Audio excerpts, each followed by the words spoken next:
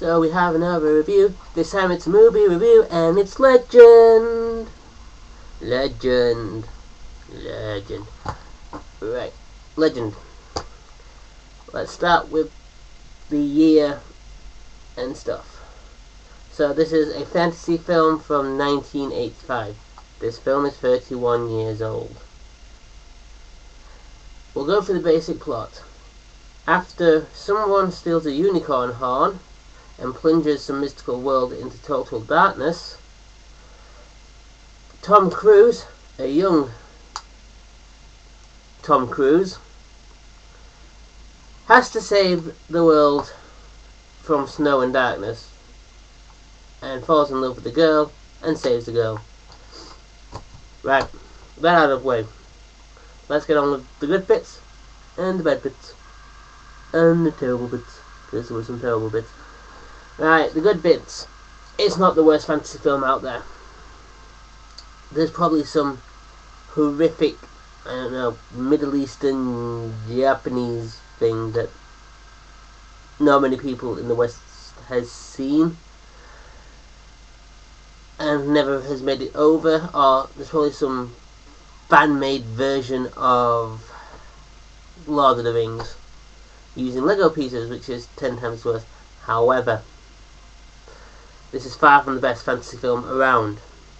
When I say far from it, I mean good stuff up here and legends right down here. So good stuff, legend. So yeah, it's not even the best one from the 80s I've seen. If you think the 80s gave us The Never-Ending Story and Labyrinth and The Dark Crystal, which are 3 films that got ultimate cult status and regarded as the one of the best 80s fantasy films out there, this is not to that standard. However, it's not the worst fantasy film out there. Let's talk about where it actually falls out. Firstly, you can see where he's taken all the influences from like other fantasy stuff. There is Snow. You can see Snow White in there. You can see Snow White. You can see Lord of the Rings, the book, because the film came out like years later. Lord of the Rings. I can see The Never-Ending Story. A lot of it felt like The Never-Ending Story.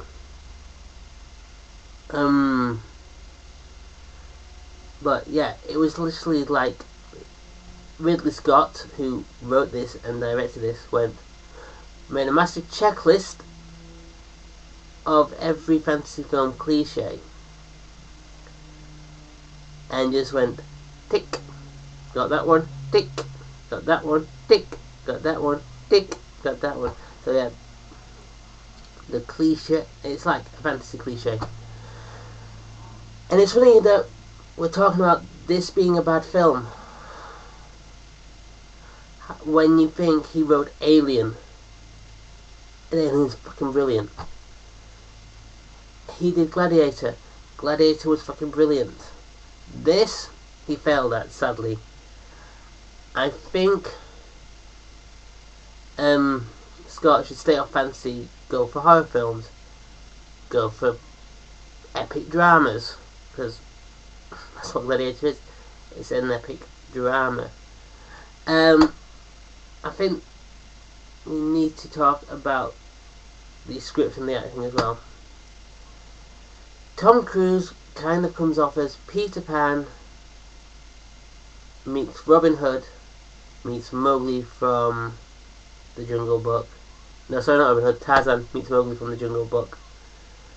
So, Peter Pan, Mowgli, Tarzan. And I think if there's someone blended this into one thing, and you've basically got Tom Cruise's character, and he becomes a hero, and does it less effectively than other heroes, less effectively than Elijah Wood, let's say. There are points where he's acting, and there's just a point where he's staring at stuff, and he's like this. Yeah, it's creepy, and it's kind of like this, awful, like, sex stare.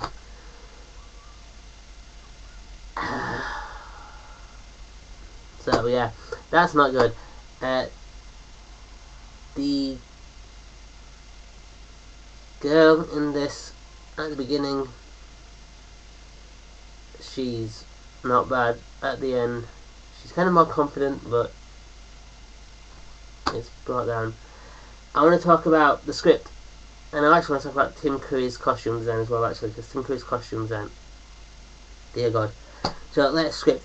There's parts of the script that are cliched, and this is the cliches from the beginning of the film. They talk about darkness, and they don't need to put that much descriptive language into this, and it fails. The script fails with these darker than the coal, blah blah blah blah blah blah. Yeah, there's no need for this poetic descriptiveness that you would find in a 11-year-old's poem trying to describe the emotion of love or the emotion of sadness. It doesn't help the script. It actually ruins the script majorly. Then I said I wanted to mention Tim Curry's costume. Talk about cliche devil. This was like, you have a bad guy and he looks like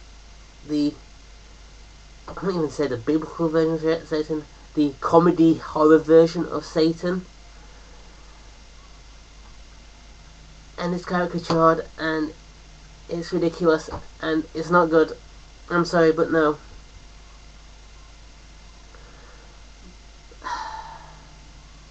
To be honest, overall, this is a weak film. And Ridley Scott could do a lot better. I'm not going to give these movies a scoring because I don't really want to.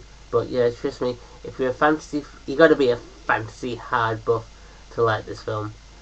I consider myself a fantasy fan, but this I wasn't too keen on. Anyway, I'll be doing another movie review soon. I'll see you on my next video. Peace.